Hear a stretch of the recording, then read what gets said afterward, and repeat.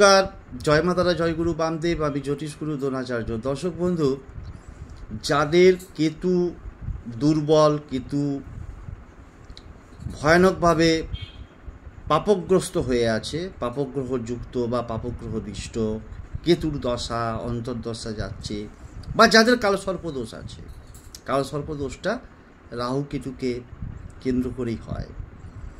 অর্থাৎ কেতু যাদের দুর্বল, সেটা হাতেই হোক এবং জন্মছকেই হোক, তারা যে কোনো মঙ্গলবারটিকে টানা পরপর 7 দিন, মাঝে মাঝেও অবশ্যই করতে পারেন, অসুবিধে কিছু নেই।